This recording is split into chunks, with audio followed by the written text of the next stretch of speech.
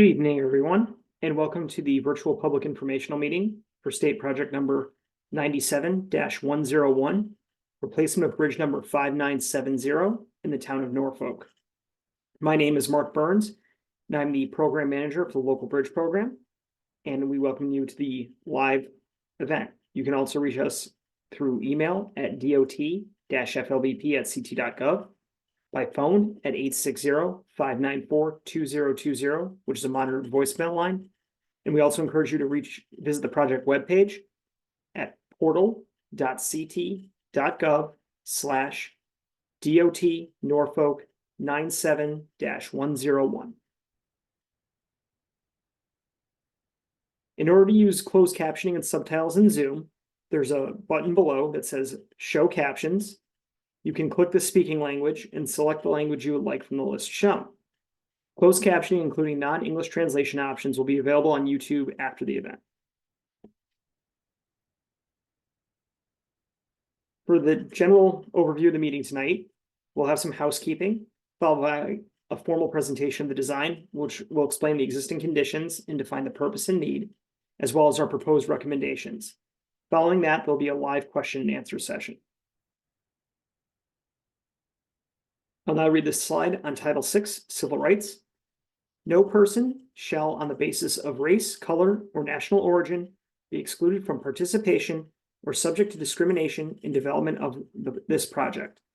We highly encourage you to fill out the voluntary post-meeting survey located at the link and QR code shown. There's also a link to the Department's Office of Equity Title VI page regarding civil rights. A recording of this presentation will be posted to CTDOT's YouTube channel after the event, and closed captioning, including non-English translation options, are available on Zoom and YouTube. This is another slide on the department's Title VI Civil Rights page. And the same slide in Spanish. During the Q&A session, you'll be able to use the button on the bottom of the screen. You'll select Q&A, and then a window will pop up, and then you can type in your question in the text box and click enter. If you're an audio-only participant, you can dial *9 to raise and lower your hand. You can also reach out to us during the Q&A session by email at dot.flbp@ct.gov, by phone at 860-594-2020, or in the Zoom Q&A. The comment period will be open until February 4th, 2025, but the Zoom Q&A is only available during this event, but you can reach out to us at any time afterward until February 4th for questions. The funding for this project was through the Federal Local Bridge Program, Design Managed by State, or DMS program. In a traditional federal local bridge program, it was an 80% federal reimbursement with 20% town match for design, rights-of-way, and construction. Under DMS, design, rights-of-way, and construction phases are funded with a minimum of 80% federal and 20% maximum state funds. Design, rights-of-way, and construction phases will be at zero cost to the town. And even though we are undertaking the design on behalf of the town, it is still a full partnership, and we are coordinating with the town at key project milestones. The goals of the DMS were to provide a streamlined approach to design using full DOT resources, to aid the towns to keep their bridges in a state of good repair by effective use of funds, decrease typical design time from 48 to 60 months to 24 to 36 months. When applicable, utilize accelerated bridge construction techniques to shorten construction duration, and to increase the number of municipal projects delivered to construction each year. Representing the department is the rest of the project team. Bart Sweeney is the Division Chief of Bridges. Derek Lassard is Principal Engineer of the Consultant Design Unit. As I stated, I'm Mark Burns, Supervising Engineer or Project Manager of the Local Bridge Program. Andrew Shields is the Project Engineer for this project. And representing Office of Rights-of-Way is Zachary Garino, Project Coordinator. Representing Clough Harbor and Associates, who's the department's consultant liaison, is Anand Sasadri, CLE Team Lead, and Dionis Kazada, CLE Team Project Engineer. This is a brief slide showing the key structural elements of a bridge. On the top, or the driving or walking surface, is known as the deck. Protecting vehicles and pedestrians are the parapets. Supporting the deck and parapet is the superstructure. In the case of this diagram, is made from steel beams. Supporting the superstructure are the abutments, also known as the substructure. Acting for earth retention on each abutment will be wing walls. And then depending on the span of the bridge, there'll be one or multiple piers. Bridges are inspected on a biennial basis by the department and are given a condition rating on a scale of 1 to 9, with 9 being in excellent condition and 1 being an imminent failure. I'll now quick turn it over to Matt Riska for selectmen for some remarks. Matt? Thanks, Mark. I just want to thank the team from the DOT and from CSA Solutions for taking this on. When we first found out about these bridges needing to be repaired, and we were offered the opportunity to have an 80% federal reimbursement and a 20% state reimbursement, that was very good financial news for the town. So I look forward to working with the DOT, and as Mark had mentioned, we do stay in contact, and they do keep me up to date on where they are and the progress of the design and all of the permitting that's required. So other than that, thank you, and I look forward to the presentation. Thanks, Mark. Great. Thank you, Matt. I'll now turn it over to Dionis for the formal presentation. Dionis? Thank you, Matt. Mark. Project 97-101, replacement of Bridge 5970, as Mark mentioned earlier, carrying Old Goshen Road over the Meadow Brook. Here's an image of what's the project site. Quick image to the right, you will see the location map. Going from south to north, you have Route 272. To the east of it, parallel runs the Meadow Brook. On the lower side of the picture, you see the location map for bridge number 5970, which carries Old Goshen Road going north, then intersects with Smith Road onto the west side, which then, as everybody, we had a couple meetings a couple months ago talking about Bridge 5971, which had the same issues with this one, which they both washed out. So we're today talking about the bridge number 5970 on the Old Goshen Road. It carries 2 travel lanes. Here's an image of it. With a total width of 18 feet, the average daily traffic was estimated at 44 vehicles per day, with a design speed limit of 25 miles per hour for this road, and it is classified as a rural local road. The bridge itself that was washed out was constructed in 1956. As you can see in the image, it consisted of 3 6-foot diameter non-corrugated steel pipes with head walls and wing walls comprised of dry laid stone masonry, as you see in the images here. The metal beam rail sitting on top of the bridge itself was made of steel, and it had wood posts. This bridge was then washed out in July of 2023. Hydraulic things that we consider during this for this brook is this is classified as an intermediate structure due to the watershed of 2.4 square miles. With a design storm, it's for 100 years. The hydraulic clear span is estimated at 18 feet back then, which was less than 1.2 the bank full width of 24 feet. The underclearance was non-applicable here. In the natural conditions of freeboard, it is 5 feet, which meets the 1 foot minimum standard. Talking more about the ratings itself, the inspection was done back in 2023. The steel was rated a 1 as it failed, as you can see in the picture on the left side. This is an image of the failure. So that rated a 1, which subsequently rated the culvert and the retaining wall a 1, which is then needs to be closed. Also, on top of it, the railing and the guide rail, even though they rated a 4, which is a poor condition, it did not meet the current safety standard. As you can see in the image, the rail is detached from the timber post, and that is something that we take in consideration for the new designs. Here are more images of what was out there. Here's with the 3 6-foot diameter pipes. Here's the image of the pipe inside the pipe. This was prior to the washout. Then during the washout, the pipes were washed away. And then this is after the cleanup done by the town. in what's left of Old Goshen Road over the brook. Stuff that we notice out there. This image on the top left shows that there is a utility pole that runs communication and power lines. This is on the south side of the Old Goshen Road. This needs to be coordinated with both the utility pole owner. Stuff that we take it into account for design. Also, more east, northeast, there is a driveway for private property. The project limit goes a little bit up to there, so it needs to be graded accordingly to make sure that it has a safe exit and entrance.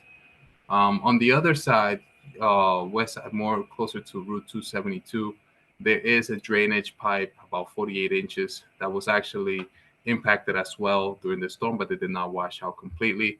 However, it has been exposed, and that is something that we'll be taking into consideration for this design. And there is a gravel pull-off area, which the town told us that they get used for plowing, which also will be considered as part of the design. Here are more images of downstream. That's how Meadow Brook looked. And then this is looking upstream. So based on all the existing conditions, we looked at what the project purpose and need is to make sure that we deliver the best results. The purpose itself is to replace the failed culvert with a new bridge meeting the current design standards, to increase the roadway width to 24 feet minimum, to provide an open span structure with natural stream bottom to facilitate fish passage, also to replace the bridge, bridge and approach rail systems. As you saw that they did not meet the current standards, we will meet current standard. Improve hydraulic adequacy and performance to make sure that a washout does not happen in the future, and minimize the need for future maintenance. In consideration of all these conditions, we proposed with the Connecticut DOT that a full bridge replacement will be the most adequate solution. A full bridge replacement using a new pre-stressed concrete deck unit bridge is what has been recommended. Here's an image of a similar project that used the pre-stressed concrete deck unit. The advantages of such bridge is that it has a 75-year service life with a minimum maintenance. It carries the AASHTO design, legal and permit vehicles, no weight restrictions. Micropile foundation socketed to bedrock, designed for scour, especially in a brook like this one. Open bridge rail and approach rail systems meeting the current safety standards. It improves to a 24 feet wide roadway, and it also improves the hydraulic performance in several ways. Providing a 24 feet clear span, which meets the 1.2 bank for width. If you recall in the previous slide, it was 18 feet, what was the existing before.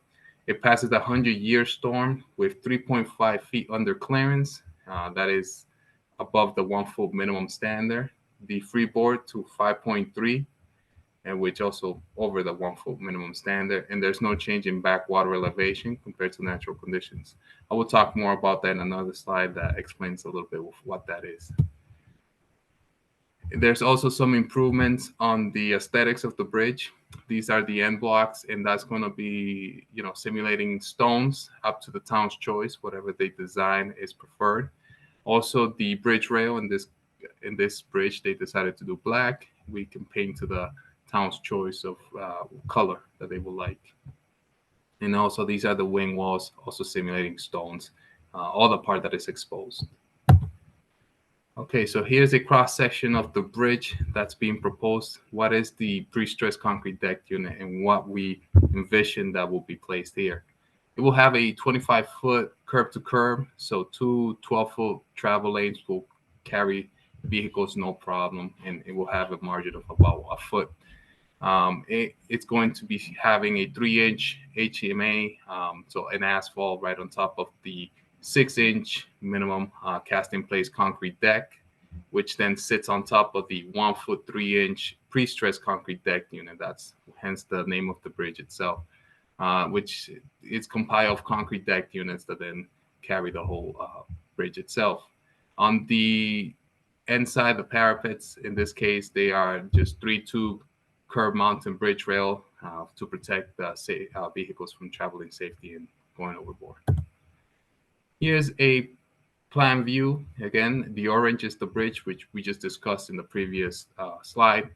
The gray is wing walls. This is the substructure of the bridge. This is to protect and carry the load of the bridge itself, and also to help with the proposed fill and also the grading to meet the existing grading here.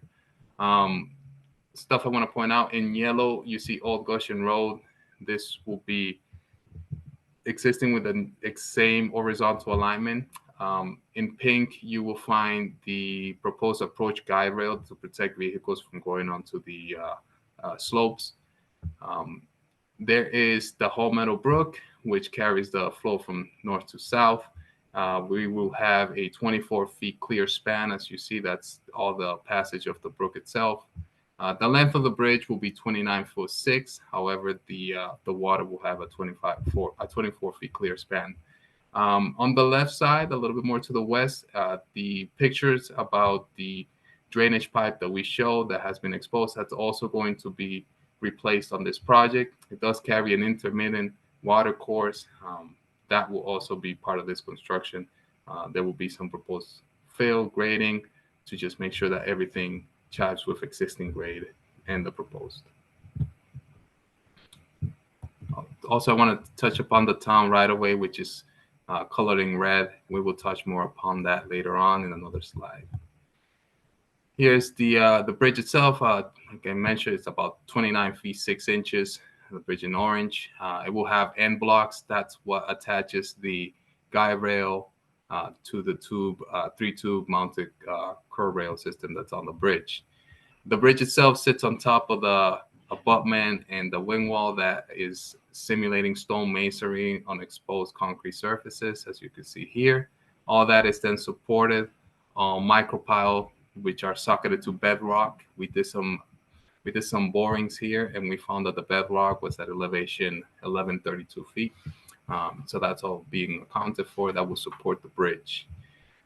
With this bridge, the 100-year storm, which we designed for, will have a 3.5 feet under clearance. So what is the under clearance? It is the elevation from the 100-year storm to the bottom of the bridge at its lowest point.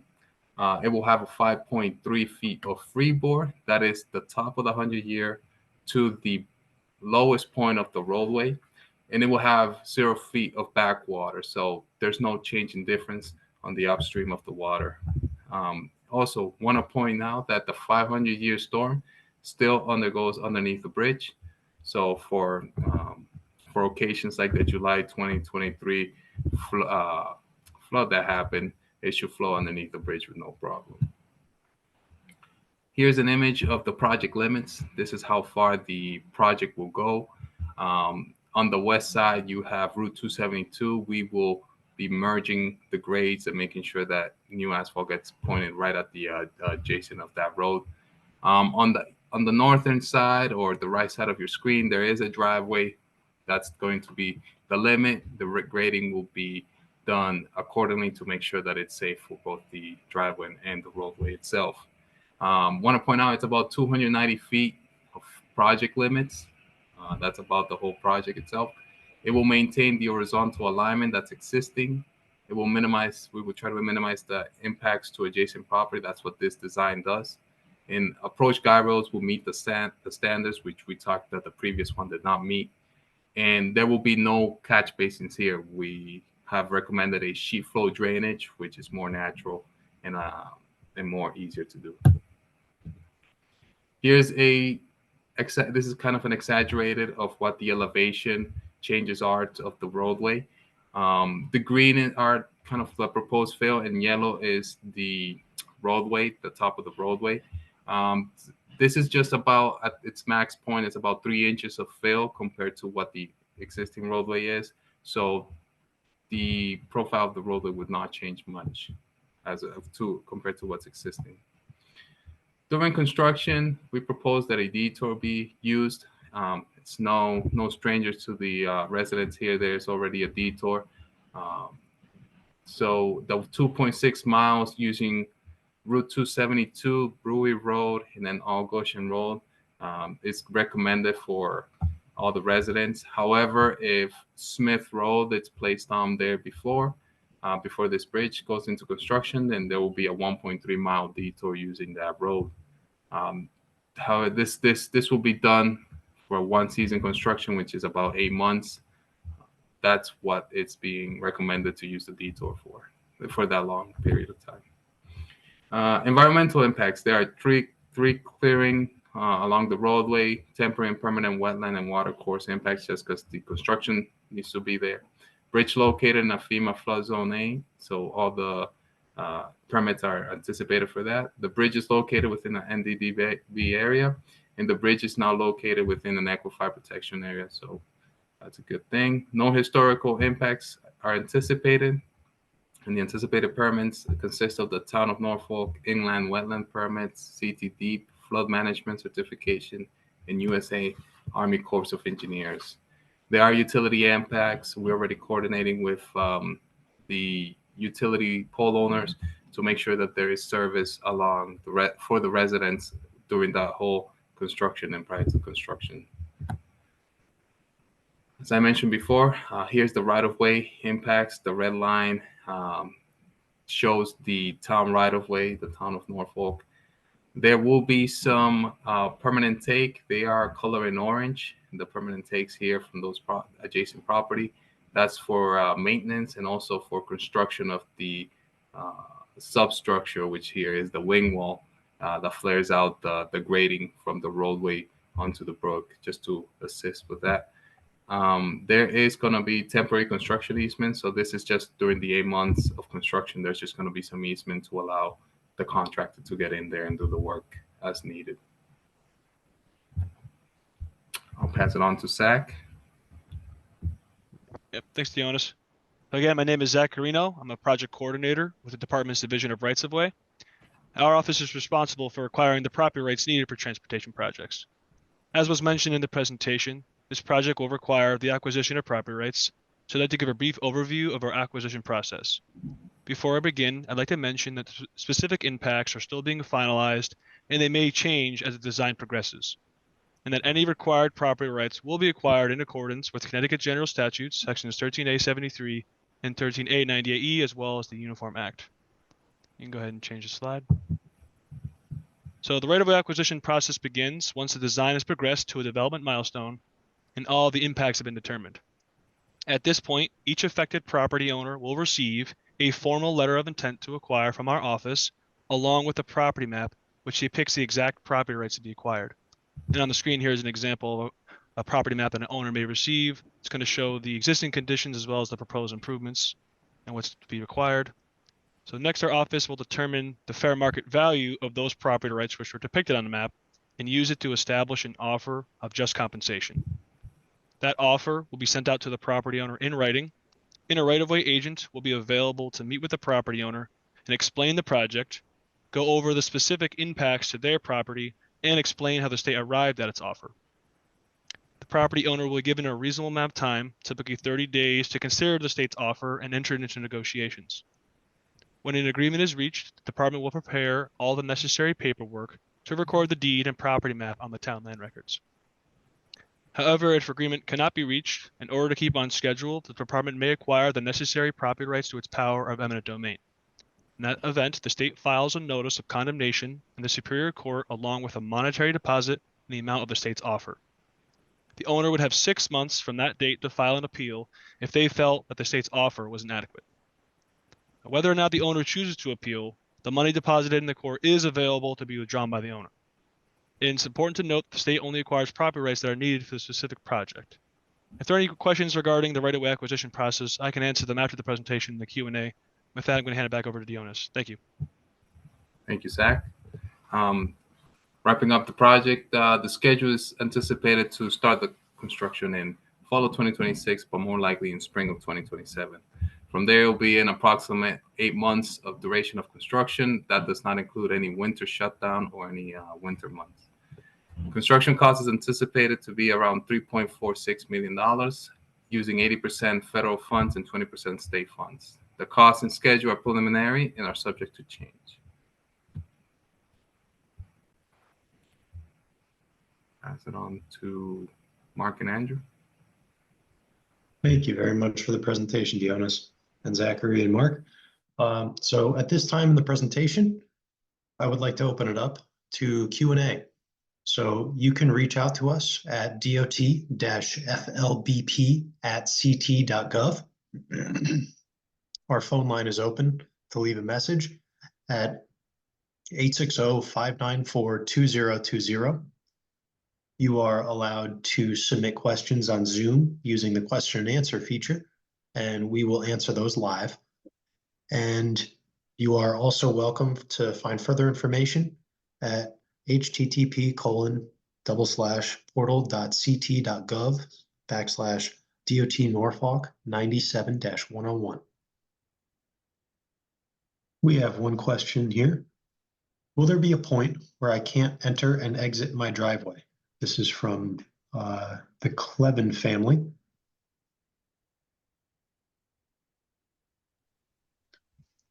Jonas, Would or you be able to- take Yeah. that? Hi, this is Anand here from CHA. No, we will always make sure that access to the driveway will be maintained throughout construction. So all driveway access will be permitted. They have an EV, so they want to make sure they can get to their house.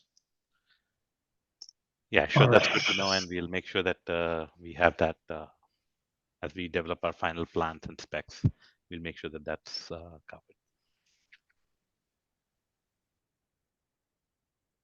It looked like Sloan had another question. You can feel free to type at any point. And then Bart Wenrick had a statement. Also, oh, looks like they're being typed in. Yes. All right. So here they are. So number one, when you guys did your boring tests, it was incredibly loud and I could not work from home. Will I have any notice of when you will start drilling? I will need to rent an office away from my house when you are building. Yeah, hi, this is Anand here once again.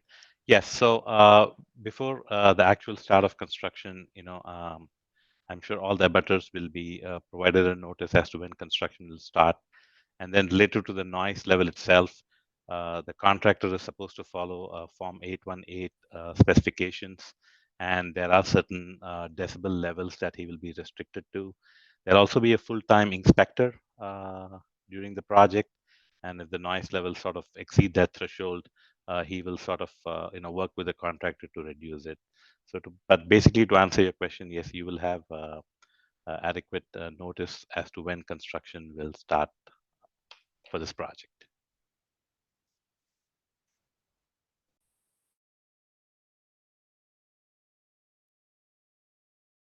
And then from Bart, we need a temporary bridge at Smith to allow residents a secondary access point while this project is in development.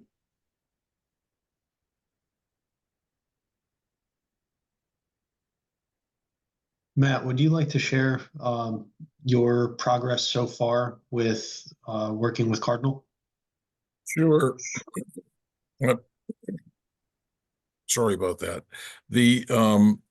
We have been working with Cardinal Engineering for a number of months now, trying to get all the proper permitting done through the Army Corps of Engineers and the DEP. Today, we actually have filed our third application to the DEP or to the Army Corps of Engineers. We meaning the town and Cardinal Engineering. We have purchased culverts. We had a very good opportunity at a very good price. So we bought those in hopes that we would be able to use them. But as of right now, we are still waiting for approval of our plans through the Army Corps and the DEP. As I said, we have filed, but it's a very slow and arduous process to get this through. So that's where we are right now. Thank you, Matt. I would also like to stress that the Connecticut Department of Transportation and the Connecticut Department of Environmental Protection are two separate agencies, and we all work under the federal government to be able to try and facilitate these projects. So when we're dealing with interagency coordination, mainly the environmental is what is taking so long with a lot of these projects because it needs to go through very extensive resource reviews as well as environmental screenings to make sure that there's minimal environmental impacts.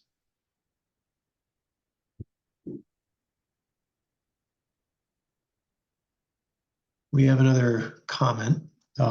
Let's get all the debris from the ruined bridges at Meadow Brook before construction starts. All the concrete and asphalt and rusty guardrails are currently lying in the brook.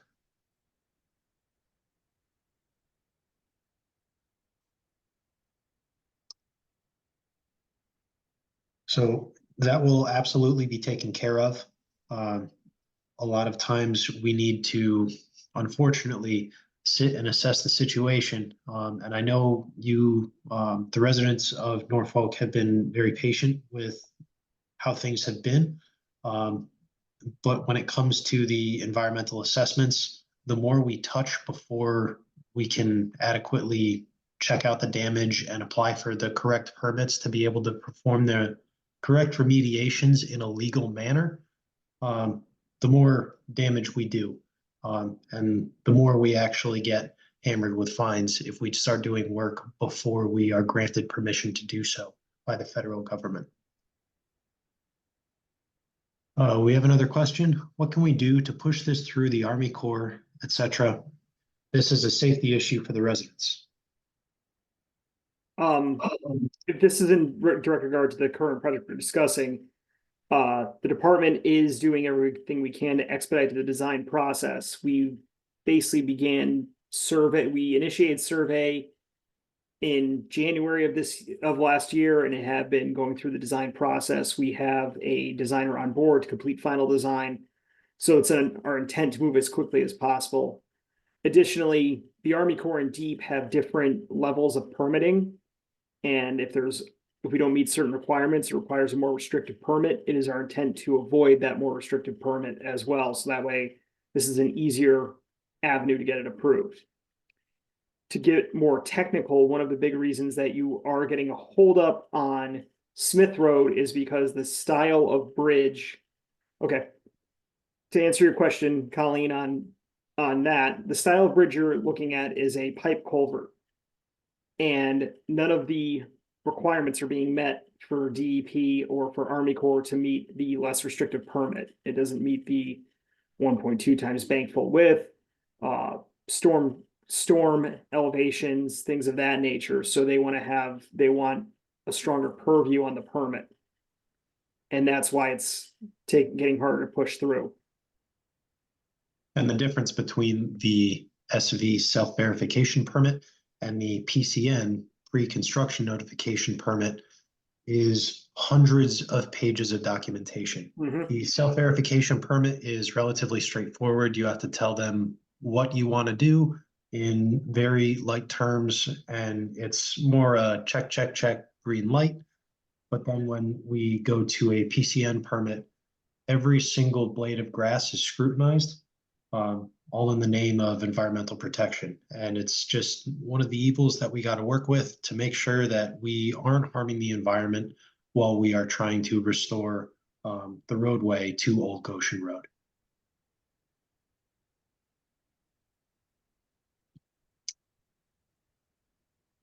In part to answer yes, you would have, so the temporary bridge is not funded as part of this program. It's being done at the town's own expense. So we don't really look at a lot of approvals on that point. It's more deep in Army Corps. So the Army Corps, once a completed permit application is received, it takes 60 days for them to complete the review. Deep is a little harder to nail down for a review time. It can be upwards of 4 months, 4 to 6 months, even longer, depending on their workload too, because they also received an influx of permits because of the emergency washouts this year as well. And to also put it into perspective, the significance of the storm events we've had. Mark, how long have you been working for DOT? 17 years. So in 17 years, there was never a washout. And the first washouts that we experienced were these two bridges in Norfolk in 2023. And that was, we had 5 total bridges wash out that summer. Mm-hmm. And then this past year in 2024, we had 17, I believe. Yes. So we had 0 for 15 years, and then last year, or 2 years ago, we had 5, and then last year we had 17. So the amount of workload that's put on the environmental agencies to be able to review and process things in a timely manner are completely blown out of proportion right now, because on top of trying to maintain and go about our regular repairs to structures across the state, we need to deal with this influx of other jobs. So Colleen has a comment. Oxford had their temporary bridge in 2 weeks while we are still waiting. Yes, So because I can the- answer that, Andrew. Yes, sure. That is an acro bridge. So acro bridges would meet all the criteria for permitting, because they are a temporary bridge that's not adding a culvert in the water, because you're doing it above the water course. If the town wishes to have an acro bridge installed, they cost roughly between I've heard numbers, I think Scotland installed one around $650,000. Versus doing the culvert, which is a significantly less expense.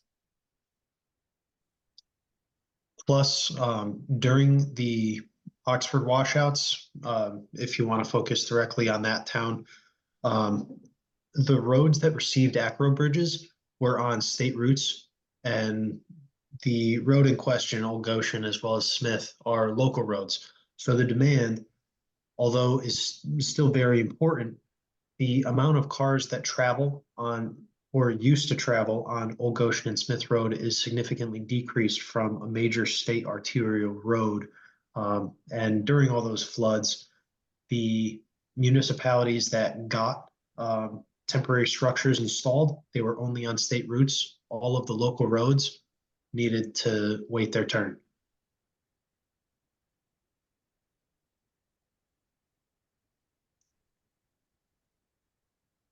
So we have another question. Has a permit for a temporary bridge for Smith Road been submitted to DEP and Army Corps? As I had mentioned before, we have submitted, I think we're on our 3rd application to the Army Corps, and we have submitted to the DEP twice, along with all of the associated documentation for SHPO, tribal nations, the U.S. fisheries, as well as there were a couple of others. So yes, we have submitted. And we started the discussion with them months ago. So as I said today, we have completed another application. It has been received. They acknowledged that to the Army Corps.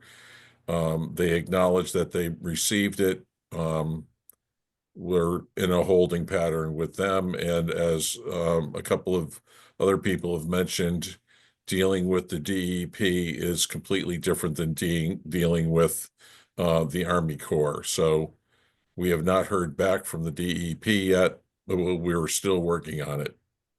We meaning myself and Cardinal Engineering.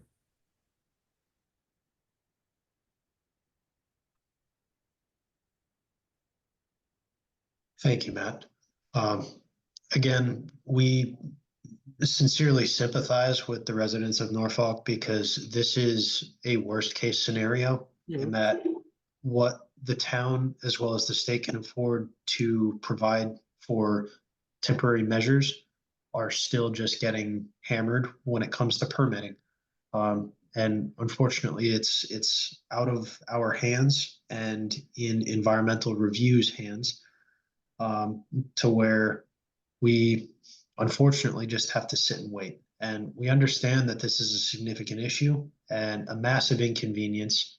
I was on site last week, photographing the area, and the additional, it's about 2 miles to make it back to the main road. And it's just to be able to make it to the main road and then have to come back just to make it around. It's a significant time waste as well as resource waste. But at this point, there's unfortunately nothing we can do to try and speed this up any further. We are absolutely doing everything we can. When it comes to the design of the structure, we are well on our way to having the design finalized. So the second we get environmental permission to be able to proceed, we will show them our final design plans, get one last review from them, and then we can finally start taking action here because yes, too much time has elapsed. And we agree with you because this project has been a thorn in our side every time it sits as well. I met out with Matt on Labor Day weekend of 2023, and we've been working towards getting this thing done ever since. So, there were some, aside from DEP permits, we had to go through the other environmental review process, which is a requirement of the NEPA process for federal. So we had to go through to make sure we didn't meet archaeological reconnaissance issues and things like that. So even though there might be some feelings that we're not moving fast, we're moving as fast as we can.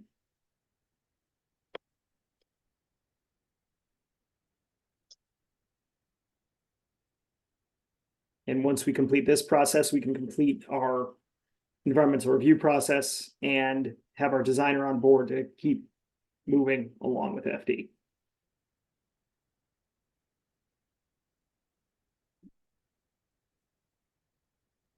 Mark, I just have one more thing about the temporary bridge.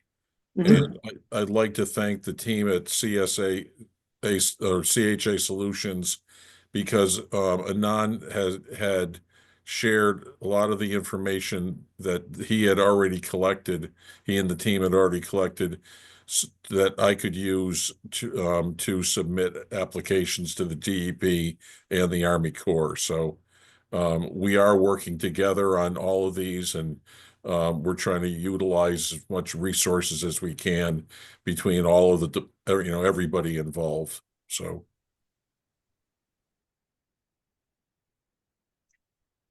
Thank you, Matt. And thank you, Dionis. So at this point in time, Sloan, unfortunately, we are looking at that time frame for fall of 26 as our optimal start time. Again, we're doing everything we can to try and accelerate this, but we are answering to higher powers.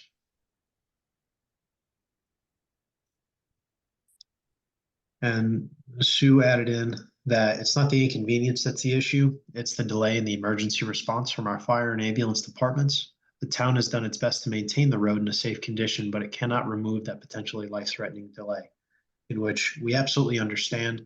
That's why we're doing Old Goshen Road first, because the travel time elimination from Smith Road is not as significant as doing Old Goshen Road first.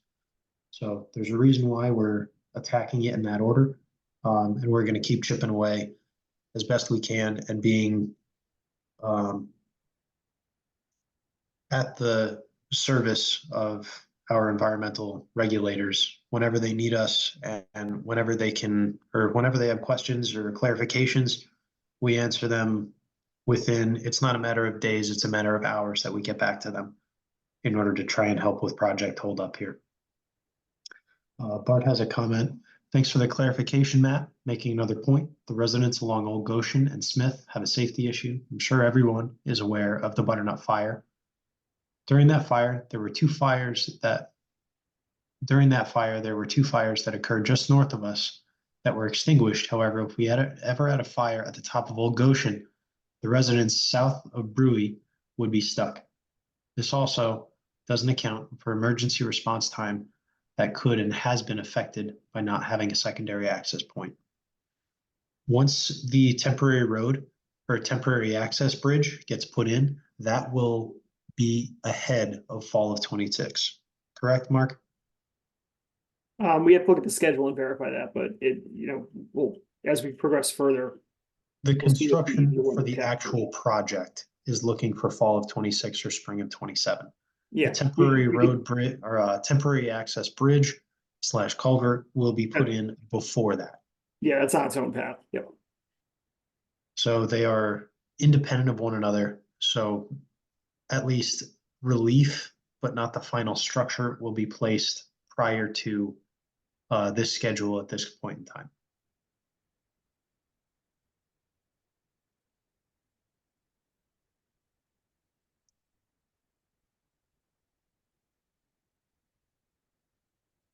Is there anything else that we can clarify or answer for the residents that are currently on the call?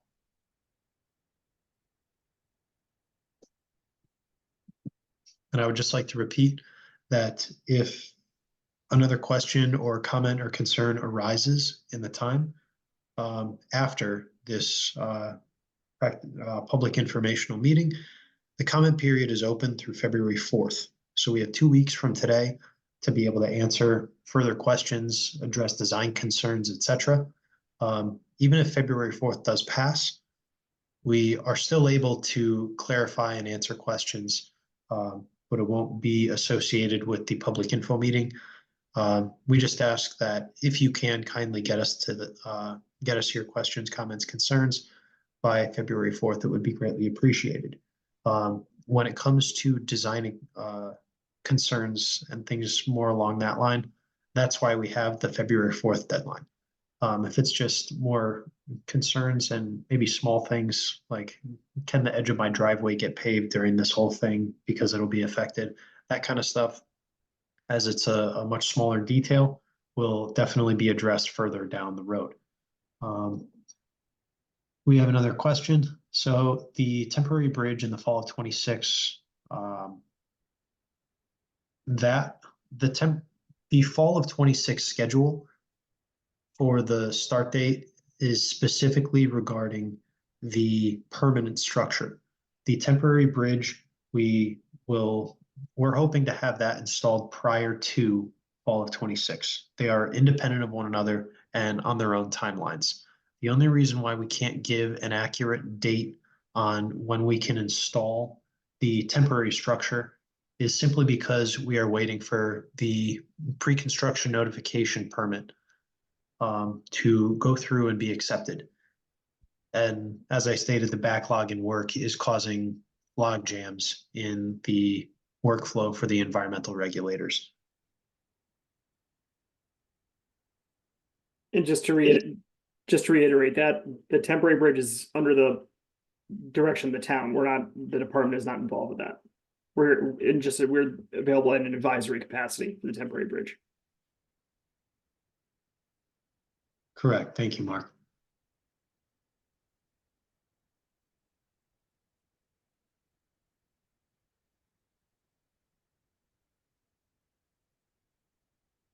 At this point, I'll put out a last call for questions and comments for this evening.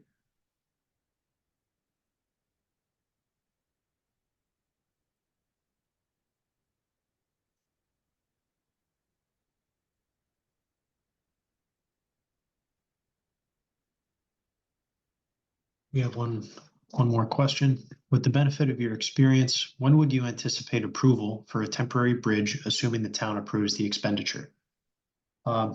Matt, could you help out with some of this? As the expenditure's already been made to purchase the culvert, correct? The temporary. The culvert has been purchased. We have a contractor who is waiting to start. I have discussed this with our Board of Finance. They are aware of an estimated cost by the contractor. And as soon as we get approval from the DEP and the Army Corps, I will immediately tell the Board of Finance that we are ready to go and we'd like to move the money. At that point, I would have to have a special town meeting to approve to move the funds out of our capital reserve account so we could move on with the construction. I don't know when that's going to happen. We're in a holding pattern right now with the DEP and the Army Corps, as I've mentioned.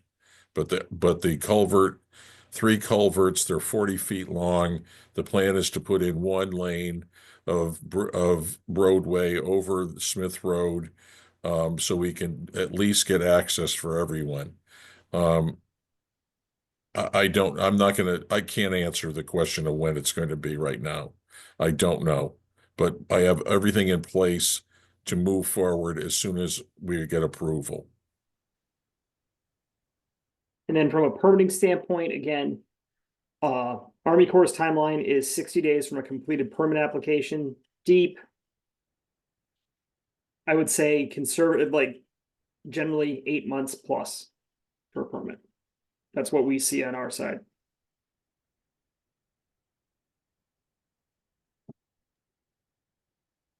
If there's one more thing that I did get a letter back from Deep that tells me they are reviewing it.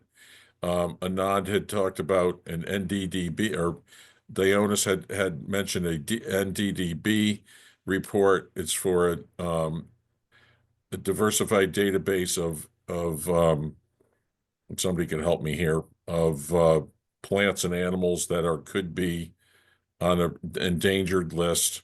I was given that there are two kinds of bats and one type of fish in that particular area, and they are weighing on the significance of those. So I'm learning way too much about bridges right now and the environmental issues.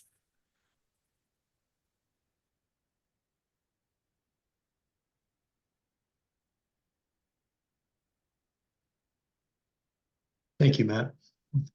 Again, last call for questions. Anything further?